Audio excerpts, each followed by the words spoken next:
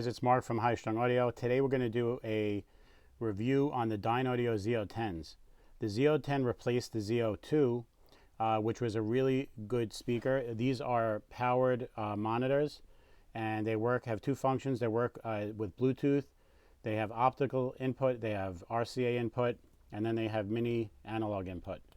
A really good pair of speakers. First of all, Dynaudio is known to make some of the best speakers in the world, and a lot of people don't have the pleasure of listening to them because they're extremely expensive.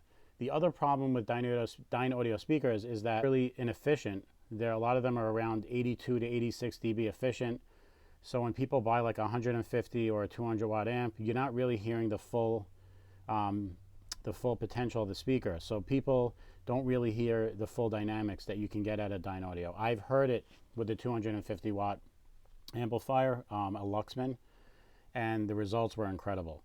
With a Luxman 250 watt by 2 Class AB amp, a regular pair of Dynaudios are just something. They're breathtaking. They're extremely dynamic. They're very natural, and they have like the perfect tone to it. They're very bass oriented. They have a really good bass output. It's tight, it's taut, and that's what they're known for. So what Dynaudio did, they did something really interesting here with the XEO10s.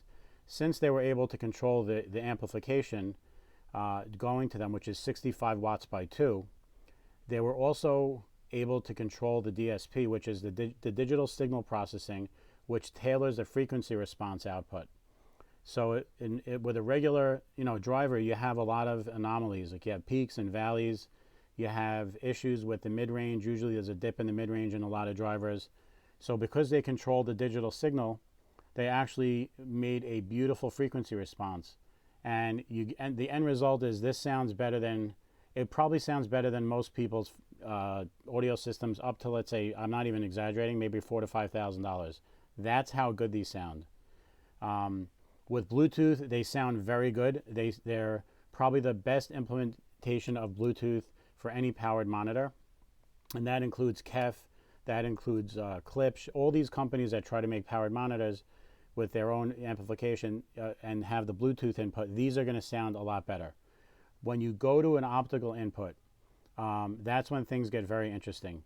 The sound is a lot more focused, it's more dynamic, a lot tighter, and the image is better. And now that we brought up imaging is absolutely fantastic on these speakers.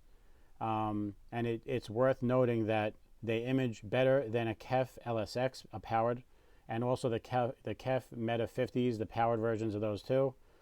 And it's a 5.5-inch driver, and these sound like they're 8-inch drivers. They really do. That's how much bass. They go down to 40 hertz, and it's a real 40 hertz. It's not like a weak bass where it's kind of bloated and it's kind of trying to make bass. It makes tight, taut, articulate bass that punches. It doesn't hit. It doesn't just brush against you. It's not just there. It punches, which makes them extremely dynamic. The electronics are very well designed. Every time you try to pair them with like your iPhone when you're playing Bluetooth, they always work. They always connect. There's no glitches. There's no glitches in the music when they're playing.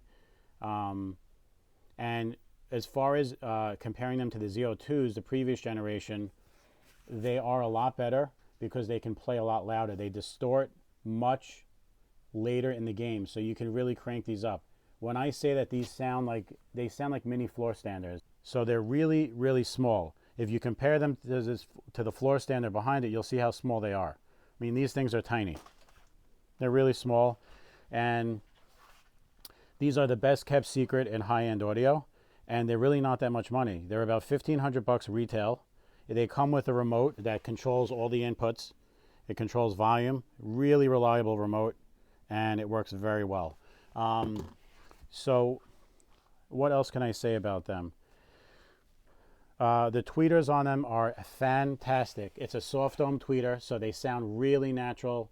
The better music you put, like if you put lossless music, like Tidal, or now Apple has lossless, they sound even better. The imaging, like I said, is spot on. The soundstage is wide, and it's also tall. This can fill up a nice bedroom easily. I have these in my bedroom, In fact, I'm going to be honest with you guys. These were so good. I'm actually sending these back, and I'm going to get the XEO10s because I'm so intrigued. I think the XEO10s are going to be, I mean, if these are putting out sound like they are, and the XEO10s are just going to be spectacular. So I'm going to actually do a really in-depth view on the XEO10s when I get them. But I'm going to tell you guys, for $1,500, this is the best deal in powered monitors.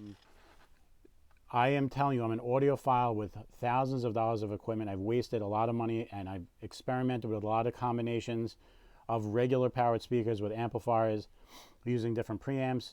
It's extremely hard to get something that's going to sound as good as this. And it's a compact design. It's like everything is built in. The amplifier is built into each side of the speaker. It has its own DAC. It just has its own box. It has its own volume switch with its remote. So it's a minimalist type of system. It doesn't really take up a lot of space. So you don't really need any components to run this. Each unit has a plug. You plug it in, and they each talk to each other wirelessly, and the result is absolutely phenomenal. What else can I say? There's nothing really more I can say. It's the highest praise I can give a speaker. They sound way more expensive than what you're getting. I really think this is going to be the future of audio, where you have a powered monitor with a built-in DAC, running it. These are Class D. I mean, Class D is not considered audiophile grade, but if they put a Class AB in this thing, oh my God, that would be like endgame type of stuff. And then Class A, actually they couldn't fit Class A into such a small package, but they could probably do a Class AB. I think, if I'm not mistaken, Dynaudio does have a higher end line where I think they might use Class AB, but I'm not sure. Anyway, I hope you enjoyed this. It's a little mini review. I'm actually sending these back. I'm going to be getting the XEO10s in the next 2 to 3 weeks. Keep posted for a detailed review on that. And these are the speakers that inspired me to get them. These are good, but I was just so impressed by these. I have to get the ones that are above it. And if you guys have any questions, please ask in the comments below. Please like the video, and also, if you can, please subscribe. And thank you so much. Have a great day, and thanks for joining.